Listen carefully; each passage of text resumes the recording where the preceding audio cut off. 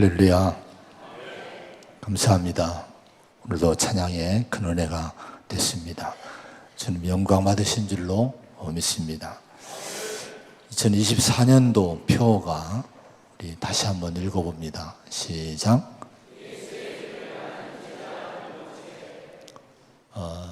예수의 길을 가는 제자 공동체라는 주제로 표를 갖고 한 해를 가고 있어요. 연초에 주님의 제자에 대한 말씀을 많이 나눴고, 또 매월 마지막 주에 이제 예수님의 12제자를 한 분씩 살펴보는 시간을 갖습니다. 베드로, 안드레, 야고보, 요한, 이분들을 이제 배웠는데, 오늘은 5번째로 빌립에 대한 말씀을 듣고자 합니다. 빌립 제자, 사도 빌립. 이 빌립은 사도행전에 나오는 빌립 집사와는 다른 분입니다. 이걸 염두에 두고 들으셔야 됩니다. 특별히 이 사도 빌립은 요한복음에만 기록을 했어요. 사도 요한이 요한복음을 기록할 때 특별히 사도 빌립에 대한 말씀을 여러 군데 기록을 해놓게 됐는데, 물론 사도행전 1장에 보면은 빌립의 이름이 나옵니다. 12제자들 이름이 그 마가 다락방에 이제 들어가 올라간 사람들 이름을 기록할 때 빌립 집사, 그냥 사도 빌립의 이름이 나와요. 근데 이 빌립에 대한 기사는, 이 빌립을 알 수 있는 기사는 요한복음에만 기록이 되어 있습니다. 오늘 말씀 43절, 44절의 말씀을 보면은 빌립이 예수님과의 만남에 대한 그 모습을 기록을 해놨어요. 어떻게 예수님과 이 빌립이 만났는지 한번 같이 읽어보겠습니다. 43절, 44절입니다. 시작.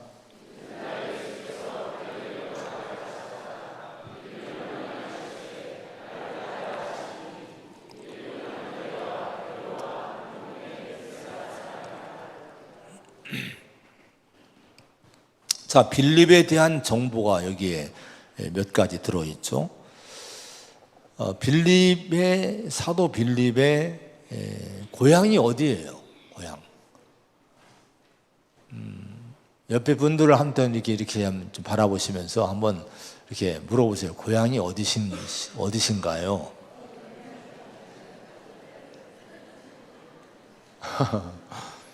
제 고향은 대전 유성 온천입니다. 여러분 고향은 어디신가요? 자, 이게 빌립의 고향이 벳세다. 벳세다는 이 이스라엘 지역의 북쪽에 있는 지역인데요. 갈릴리 호수의 북동쪽에 있는 벳세다라는 마을이 있어요.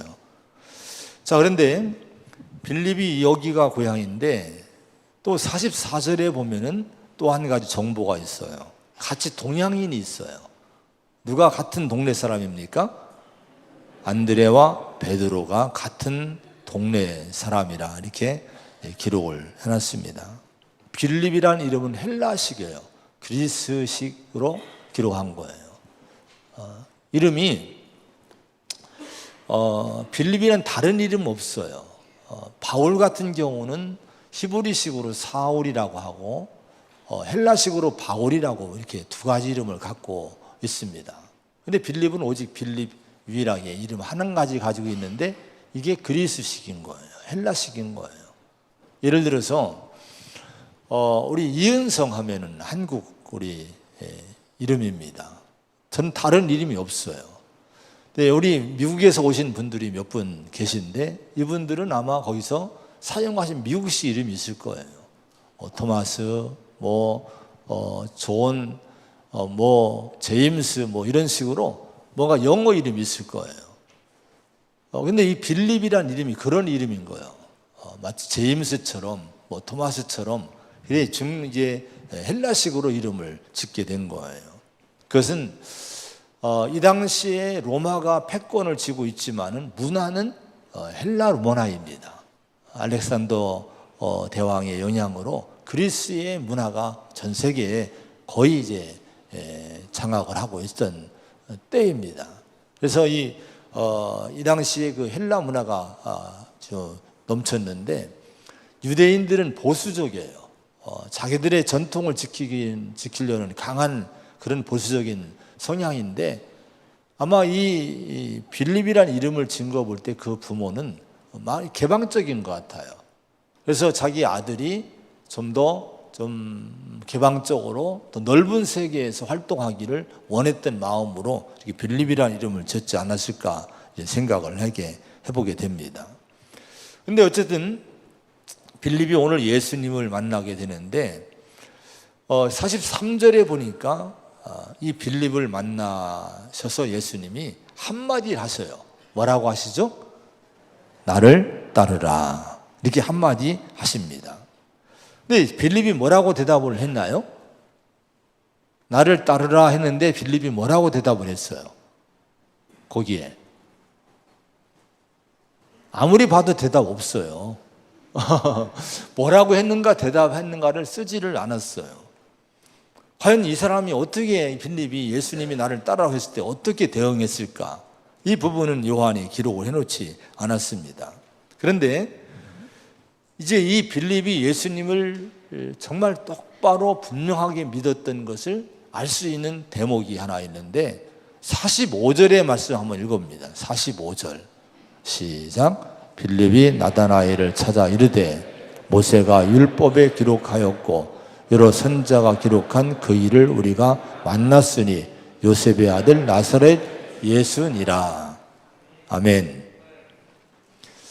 자, 여기 요한이 기록한 이 말씀을 보니까 나를 따르라는 이 예수의 부름받은 후에 아마 요약해서 기록을 해냈겠죠. 이 빌립이 얼마 후에 나다나엘이라는 사람을 전도를 하는 거예요. 근데 전도할 때 그 전도 내용을 보면 이렇게 전도합니다.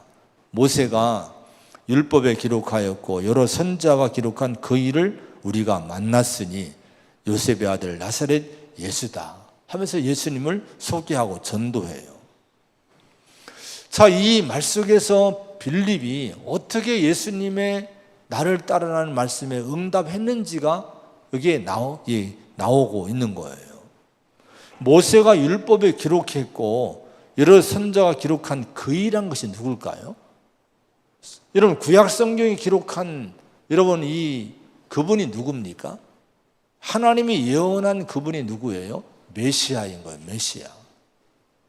메시아에 대한 새로운 여러분 약속을 주시는데 장차 이 죄와 사망 가운데 있는 이 세상을 구원할 메시아를 보내겠다고 하나님이 약속한 거예요.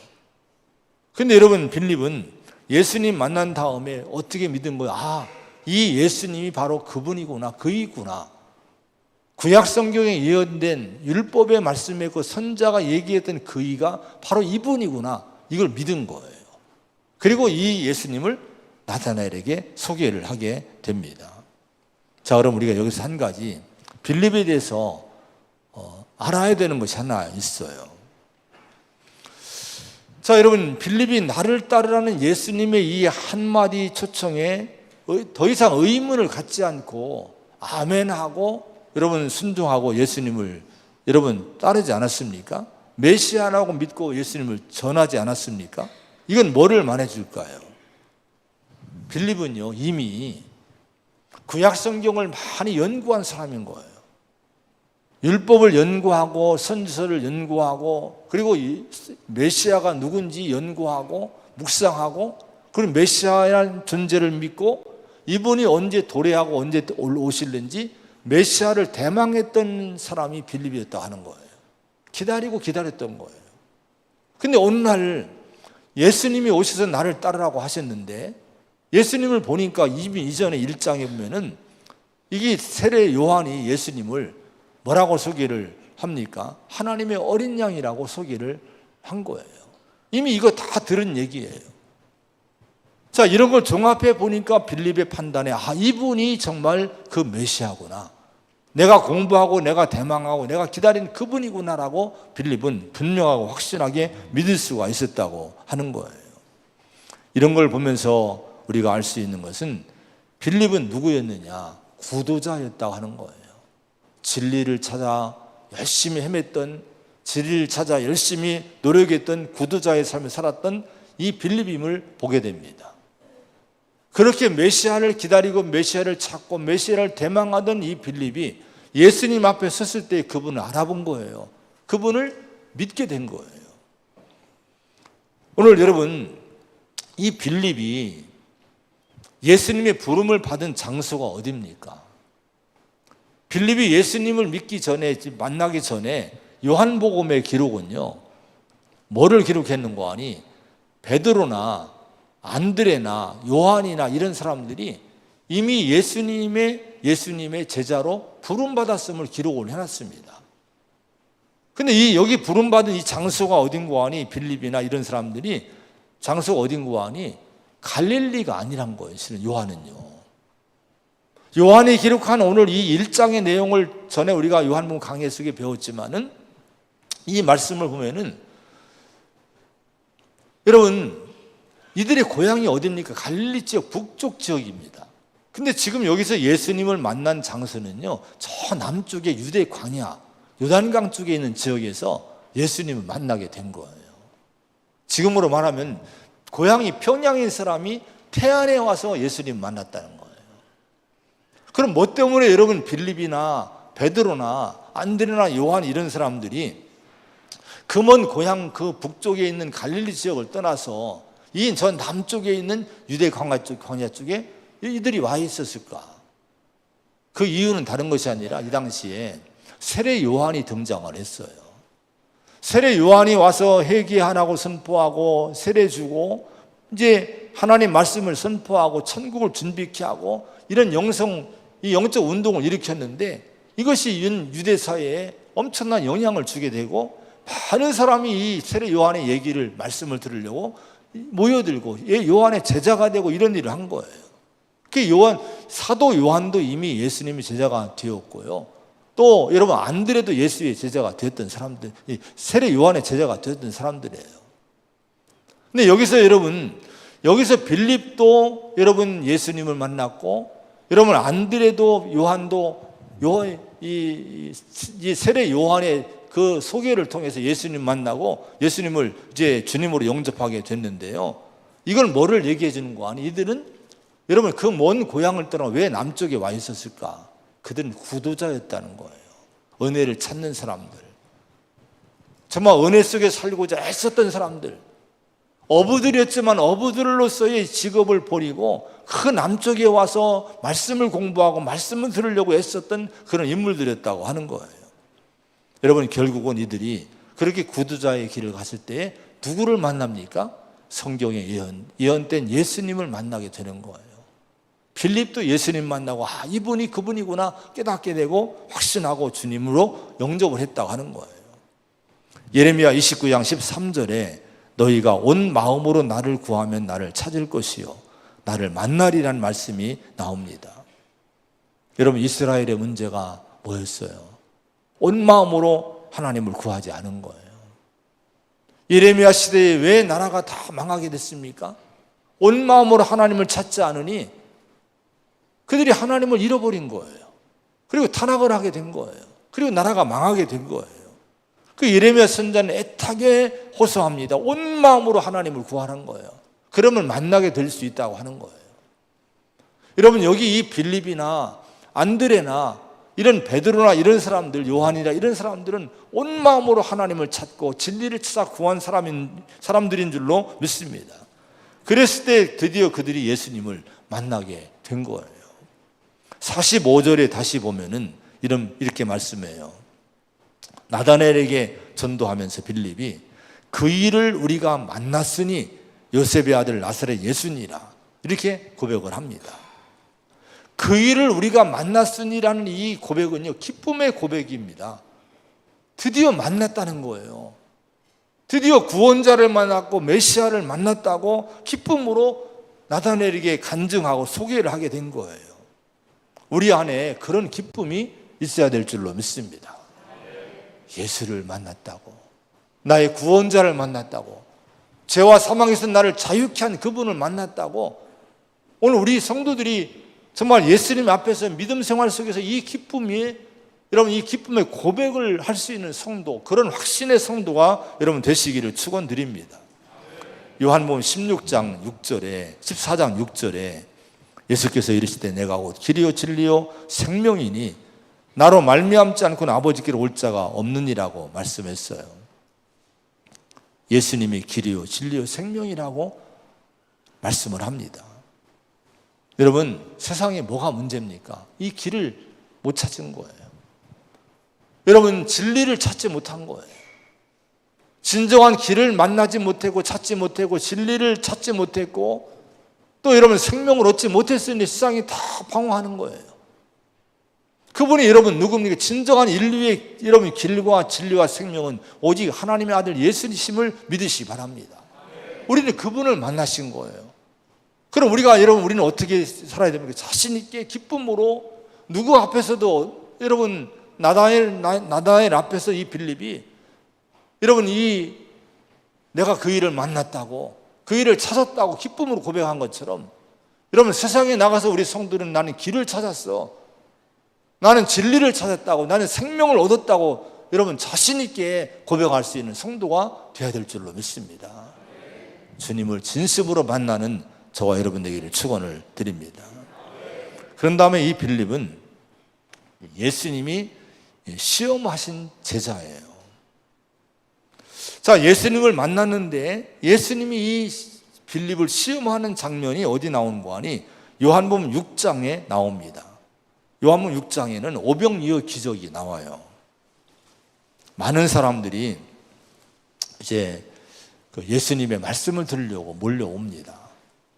근데 몰려오는데 요한복음 6장의 10절에 보면 이런 말씀이 나와요. 거기 그 예수께서 이르시되 이 사람들로 앉게 하라 하시니 그곳에 잔디가 많은지라 사람들이 앉으니 수가 5,000명쯤 되더라는 말씀이 나와요. 그러니까 5,000명쯤 되는 숫자가 예수님 앞에 나와서 말씀 듣고 은혜 생활하던 이제 그 상황이었음을 보게 됩니다. 그런데요, 요한이 기록한 요한복음 6장 10절에 나오는 이 사람들로 앉게 하라, 또 사람들이 앉으니 사람들이란 단어가 2번이 나옵니다. 근데 예수님이 말씀하신 이 사람들로 앉게 하라는 이 단어는요, 일반적인 인간을 상징하는 인간을 뜻하는 단어를 썼어요. 이 사람들을 모두 앉게 하라는 거예요. 남녀노소 할 것 없이 앉게 하라고 주님 말씀하신 거예요. 근데 그 상황을 사도 요한은 뭐라고 기록했는지 아십니까? 사람들이 앉으니 수가 5,000명쯤 되더라 했는데요, 여기 사람들이라는 것은요, 인간을 얘기한 단어가 아니에요. 헬라어를 이게 비교해 보면은 이것은 여성과 반대되는 남성을 의미하는 거고요, 어린아이들과 반대되는 어른을 상징하는 의미하는 단어를 여기 사용합니다. 여러분 왜 이렇게 여러분 했는지 아십니까? 이 당시에 숫자를 계수할 때는 여자나 아이들을 계수하지 않았어요. 성인 남성들을, 남자들을 숫자로 세서 이걸 통계로 이걸 기록을 한 거예요. 이 전통에 따라서 요한은 그렇게 여러분 성인 남성들만 세어보니 5,000명쯤 됐더라 이렇게 기록을 해놓은 거예요. 그래서 학자들은요, 이 당시에 있었던 이 숫자가 몇 명쯤 됐는 거 아니? 적어도 남녀노소 하면 한 10,000명쯤 됐을 것이다 이렇게 얘기를 합니다. 그러면 여러분 보세요. 광야에서 예수님께 몰려온 이 10,000명의 무리들, 엄청난 여러분 숫자이지 않습니까? 이들이 은혜를 받고 나는데 때가 되면은 밥을 먹어야 되지 않겠습니까? 식사를 해야 되지 않겠습니까? 근데 이들에 대한 대책이 없는 거예요. 지금 오늘 점심도 우리 오늘 이렇게 나오실 분들 식사할 숫자들을 대충 계산을 하고 이제 점심을 착착착 준비를 해놓고 지금 여러분을 기다리고 있는 거예요. 부족함이 없이 준비가 됐을 거예요. 근데 여러분 여기서는 그렇게 준비가 되는 상황이 아니었던 거예요. 자, 그런데 그런 상황을 놓고 10,000명을 앞에 놓고 굶주린 사람들을 놓고 지금 대책이 없는 가운데 있는데 예수님이 빌립을 꼭 집어서 지명하시고 호명을 하시면서 이렇게 물으시는 거예요. 요한복음 6장 5절에 보면은 빌립에게 이르시되 우리가 어디서 떡을 사서 이 사람을 먹이겠느냐 이런 질문을 하셔요. 정말 당황스러운 질문이죠. 이 많은 사람들을 뭘로 어디서 무엇을 사다 먹일 수 있겠느냐고 제자들에게 물어보면 좀 부담이 덜 테인데 하필이면 이 빌립을 지목해서 야 빌립아 하면서 호명하시고 빌립에게 이 질문하시고 했는데요. 성경에 보면 이것은 빌립을 시험하고자 하심이라 이렇게 얘기를 합니다. 빌립을 시험하려고 그렇게 했다고 하는 거예요. 여러분, 왜 하필이면 빌립을 지명해서 이 어려운 시험을 하셨을까? 그 이유가 여러분 뭘까요? 때로 우리는 살아가면서 이런저런 시험을 만납니다. 광야 같은, 빈들 같은 삶의 환경, 내가 감당할 수 없는 어떤 이 짐을 하나님이 지워주시고 시험을 주시는 거예요. 자, 이런 시험, 감당할 수 없는 문제 앞에 우리는 낙심하고 당황하고 두려워하고 여러분 절망할 때가 있습니다. 그리고 원망을 해요. 왜 그런 시험을 주신 대상이 하필 나여야 되느냐. 마치 빌립을 지명한 것처럼 빌립이 우쭐했지 여러분 당황하지 않았겠습니까? 왜 하필 나야? 베드로한테 질문하지 베드로 여러분 요한한테 물어보지 왜 나야? 아마 속으로 그랬을지도 몰라요. 우리 성도들이 가끔 그런 얘기를 하는 분들이 있어요. 왜 하필 내게 이런 일이 있냐 이거예요. 그 많은 사람들고 왜 나에게 하필 이런 일이 있냐 이거예요. 이게 빌립의 상황이라고 할 수가 있습니다. 여러분, 그런데 이런 시험 앞에 우리가 당황하고 놀라고 낙심하고 원망하기보다도 그 시험을 통해 질문하시는 주님의 음성을 들을 수 있길 바랍니다. 여러분, 주님은 빌립에게 뭔가 하나님의 계획하시, 주님의 의도하는 계획이 있기 때문에 빌립을 지명하시지 않으셨겠습니까? 우리에게도 여러분 뭔가 시험을 주시고 우리를 호명하신 이유는 뭐가 의미가 있는 거예요. 이런저런 문제 앞에서 우리 이름을 부르시면서 아무개야 이런 문제를 너는 앞에 놓고 있는데 너는 어떻게 이 문제를 풀어가고 하느냐 질문하시는 거예요. 놀라지 말고 당황하지 말고 낙심하지 말고 이 질문을 한번 해보시기 바랍니다. 주님이 하신 질문을 들어보시기 바랍니다. 여러분이 지금도 무거운 짐을 안고 온 분들이 계실 거예요. 감당할 수 없는 짐 때문에 억눌린 분들이 계실 거예요.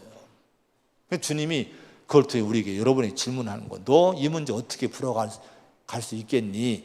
질문하시는 거예요. 여러분, 이런 시험을 만났을 때에 성경의 말씀을 여러분 들으시기 바랍니다. 야고보서 1장에 보면요, 시험을 당하거든 온전히 기쁘게 여기래요. 그리고 지혜를 구하라고 말씀을 합니다.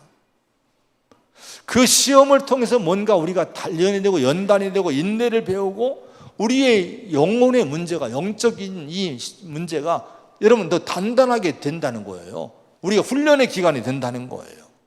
그리고 여러분 지혜를 구하라고 말씀합니다. 오늘 여러분 앞에 있는 짐들이 뭡니까? 무거운 문제가 뭡니까? 감당할 길이 없는 일이 뭡니까? 난 못해라고 여러분 이렇게 내려놓지 말고 일단은 기도하시기 바랍니다. 하나님 지혜를 달라고. 이 문제를 풀어갈 수 있는 지혜를 주십시오. 구하면요, 성경은 약속합니다. 하나님께 구하라 그리하면 주시리라. 분명히 지혜를 주신다 하는 거예요. 그런데 빌립은요, 자기를 시험하신 예수님의 질문에 이렇게 대답을 합니다.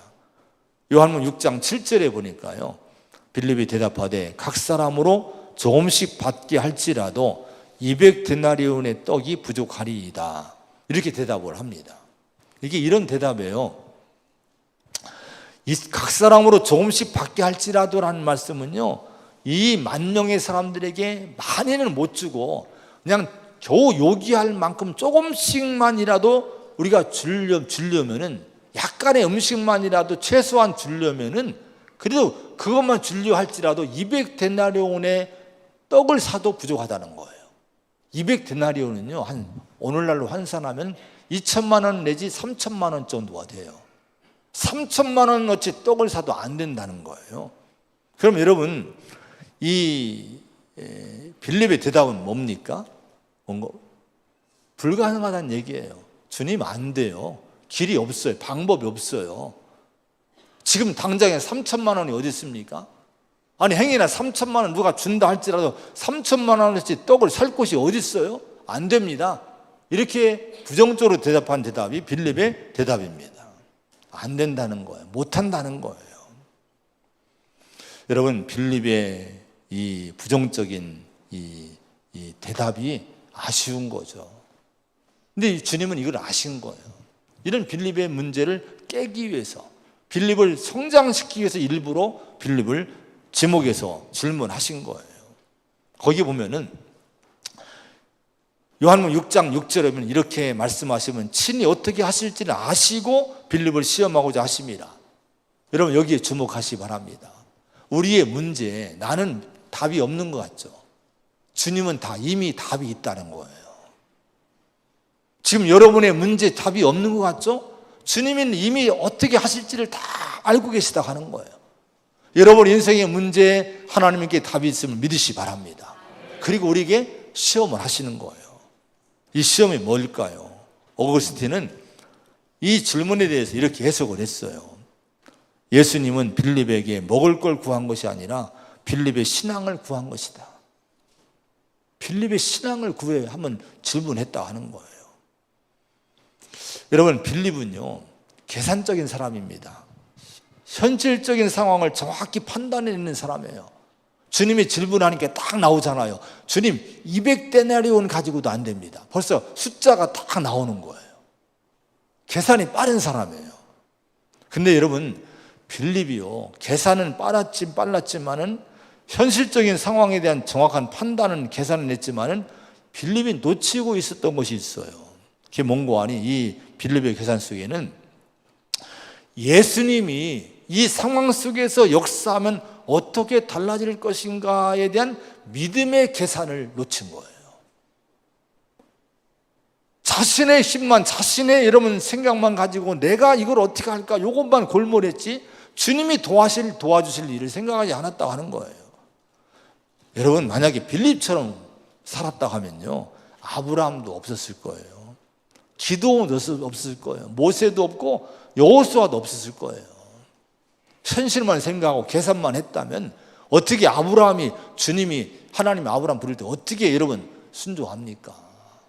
네 고향을 떠나라고 하는데, 기도원들은 300명 가지고 싸우라 하는데 어떻게 계산해보면 계산이 나옵니까? 믿음으로, 하나님 믿음으로 가니까 하나님이 그 앞길에 역사했다고 하는 거예요. 여러분, 에베소 3장 20절에 이렇게 말씀합니다. 우리 가운데서 역사하신 능력대로 우리가 구하거나 생각하는 모든 것에 더 넘치도록 능히 하실 이에게라고 말씀해요. 이걸 믿으시기 바랍니다. 우리가 구하고 우리가 생각하는 것보다도 하나님은요, 더 넘치도록 능히 하실 수 있는 분이라 하는 거예요. 그러니까 우리의 작은 생각으로, 빌립 같은 생각으로 자꾸 하나님을 제한하지 말아야 돼요. 주님의 일을 자꾸 제한하지 말아야 되고, 여러분의 인생도 여러분의 생각만 가지고 제한하지 말아야 된다 하는 거예요. 나는 지금 모양이 이 모양이고 나는 실력이 이 실력밖에 안 되는 것 같지만 주님이 나를 도와주시고 주님이 이끌어 주시면은 지금의 나는 하나지만 10가지 일을 할 수 있다고 하는 거예요. 이걸 믿으시기 바랍니다. 이 믿음이 여러분 오늘 우리의 믿음이 되어야 되고, 그런 사람을 통해 하나님이 큰 일을 하시게 되는 거예요. 여러분, 이 빌립을 깨뜨리시는데 어떻게 깨뜨리십니까? 안드레를 통해서, 어린아이를 통해 깨뜨리는 거예요. 안드레가요, 어린아이 갖고 있던 보리떡 5개, 물고기 2마리를 어디서 가져옵니다. 발견해서 가져와요. 주님이 그걸 받으시고 그 10,000명의 사람들을 다 앉게 합니다. 그리고 그 오병이어를 축사하신 다음에 감사하고 기도하신 다음에 나눠주는데요, 그 사람들이 전부 성경 보니까 배부르게 먹은 다음에 얼마나 남았어요? 12광주리가 꽉 차게 남았다고 하는 거예요. 여러분, 이 놀라운 사건을 누가 봤을까요? 빌립이 본 거예요. 못합니다, 안 된다, 안 됩니다 이렇게 손살에 쳤던 이 빌립이 이 사건을 목격한 거예요.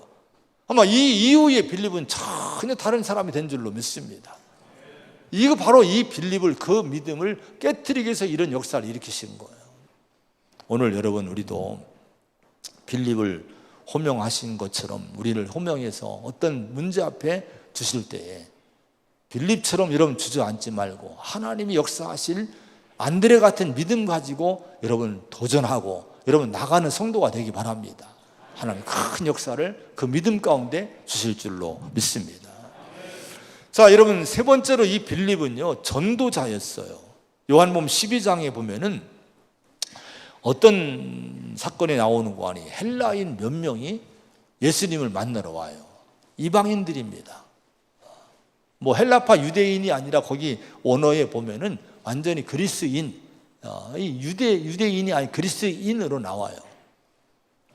헬라인들이 몇 명이 아마 개종해서든지 하여튼 순례자로 왔는데 예수님의 그 인기와 소문을 듣고 예수님 만나려고 예수님을 찾아오는데 누구를 찾아오는 거 아니, 먼저 빌립을 찾아와요. 빌립이 여러분 이름이 헬라식이잖아요. 헬라어에 능통한 사람인 거예요. 그러니까 빌립에게 예수님 만나기 요청을 하는 거예요. 그랬을 때 빌립이 또 안드레도 헬라식 이름이거든요. 안드레에게 상의를 합니다. 같이 그래서 이 헬라인들을 예수님께 소개를 하는 거예요. 자, 여러분, 이 빌립은 전도자였는데 아까 1장에서 나다나엘에게 바로 전도를 했죠. 이런 걸 보면은 이 빌립은요, 전도자의 마음을 갖고 있었어요. 근데 이 마음이 어떤 마음이냐? 예수님의 마음을 헤아렸던 이 제자였음을 보여주는 마음이라고 하는 거예요. 디모데전서 2장 4절에 보면은 이런 말씀이 나옵니다. 하나님은 모든 사람이 구원을 받으며 진리를 아는 데 이르기를 원하시느니라. 자, 원하시는 이라는 말씀은 소원이란 거예요. 여러분, 우리가 좋은 관계 속에서 행복한 인생을 살려면요, 다른 사람의 마음을 알아줘야 돼요. 부모님의 소원이 뭔지를 알아야 돼요. 또 여러분, 가정에서도 남편의 원하는 것이 뭔지, 아내가 원하는 것이 뭔지, 자식이 원하는 것이 뭔지 서로가 이걸 알아줄 때에 좋은 관계가 이루어질 수 있는 거예요. 여러분, 신앙생활도 마찬가지입니다. 하나님의 소원이 뭔지를 아는 성도가 성숙한 성도인 거예요. 주님, 내가 원하는 것이 이거예요. 왜 이걸 몰라주세요? 라고 주님께 내 소원만 자꾸 아뢰는 성도는요, 실은 그것도 필요하지만 좀 어린아이 같은 신앙이에요, 실은요. 이 신앙에 성숙할수록 어떤 마음이 듭니까? 같습니까? 주님 마음의 소원이 뭐예요? 하나님 원하시는 것이 뭡니까? 그걸 이루어 드리려고 하는 거예요. 하나님의 소원을 아시기를 바랍니다. 근데 하나님의 소원이 뭐예요? 하나님 모든 사람이 구원받으며 진리를 아는 데 이르기를 원한다는 거예요. 여러분, 그래서 이 빌립은요, 헬라인들을 주님께 인도했고 또 나다나엘을 인도했고 이런 전도자가 된 거예요. 오늘 여러분 전도자가 되시기를 축원을 드립니다. 마태복음 11장 28절에 수고하고 무거운 짐진 자들아 다 내게로 오라, 내가 너희를 쉬게 하리라. 주님의 마음이 이거인 거예요. 다 오라는 거예요. 누구든지 여러분 수고하고 무거운 짐진 자들은 다 내게로 오라는 거예요. 우리 성도들이 이 마음 갖고 이 지역에 누구든지 제한 두지 말고 무시하지 말고 다 주님께 초청하는 전도자가 되기를 바랍니다. 이것이 여러분 빌립의 마음이었다고 하는 거예요. 마지막으로 빌립은요, 신앙의 근본적인 문제를 고민했던 사람 중에 하나예요. 요한복음 14장 8절에 보니까 이런 말씀이 나와요. 빌립이 이르되 주여 아버지를 우리에게 보여주옵소서. 아버지를 보여달라고 이제 주님 예수님에게 간청을 합니다. 그러면 족하겠나이다. 근데 여기 아버지를 우리에게 보여주옵소서라는 이 보여달라는 이 얘기는요, 원어에 보니까 증명해 주옵소서라는 의미가 있어요. 증명해 달라는 거예요. 뭐를 증명해 달라? 하나님을 증명해 달라는 거예요. 많은 사람들이 이 의문을 갖고 이 질문을 하죠. 하나님 증명을 해달라고. 근데 빌립이 그 고민을 하고 예수님께 질문한 거예요. 어느 분들은 이런 빌립에 대해서 믿음의 이해가 느린 사람이라고 평가를 해요. 그런데 긍정적으로 빌립을 보면요, 물론 믿음의 이해가 좀 느린 부분이 있는 사람이 이 빌립입니다. 그러나 여러분, 그렇다고 해서 이 사람은요, 그냥 모르는 걸 모른다고 지나치지 않은 거, 느릴지라도 집요하게 뭔가 이 분명한 신앙을 가지려고 끝까지 파고들었던 적극적인 구두자였음을 보게 됩니다. 다른 제자들은 이 질문을 하지 않아요. 그런데 빌립이 유독 아버지 하나님을 증명해 달라는 거예요. 증명해 달라. 근데 여러분, 주님이 뭐라고 대답하십니까? 이렇게 대답했어요. 빌립아, 내가 이렇게 오래 너희와 함께 있을 때 네가 나를 알지 못하느냐? 나를 본 자는 아버지를 보았거늘 어찌하여 아버지를 보이라 하느냐라고 자상하게 설명을 해 주십니다. 따라합시다. 나를 본 자는 아버지를 보았거늘. 할렐루야. 예수를 본 자는 하나님을 본 것과 동일하다는 거예요. 하나님은 우리 인간이 볼 수 없어요. 영원하신 여러분, 그 하나님, 창조자 하나님을 인간이 어떻게 이 눈으로 봅니까? 영이신 하나님을 볼 수 없는 거예요. 그러나 하나님을 알 수는 있는 거예요. 하나님이 창조한 만물을 통해서 인간이 영적 존재이기 때문에 하나님을 알 수 있고, 역사를 통해 알 수 있고, 무엇보다도 하나님의 아들 예수님 속에 하나님의 영광이 가득하기 때문에 예수님을 통해 우리 인간은 하나님을 알 수 있게 되는 거예요. 그래서 여러분, 로마서 5장 8절에 우리가 아직 죄인 되었을 때에 그리스도께서 우리를 위하여 죽으심으로 하나님께서 우리에 대한 자기의 사랑을 확증하셨느니라. 증명했다는 거예요. 하나님의 사랑, 하나님의 존재를 뭘로 증명합니까? 십자가를 통해 증명해 주신 거예요. 하나님 이렇게 우리를 사랑하신다는 거예요. 하나님 여러분을 그렇게 사랑하신다는 거예요. 여러분, 예수님을 바라보시기 바랍니다. 십자가를 바라보시기 바랍니다.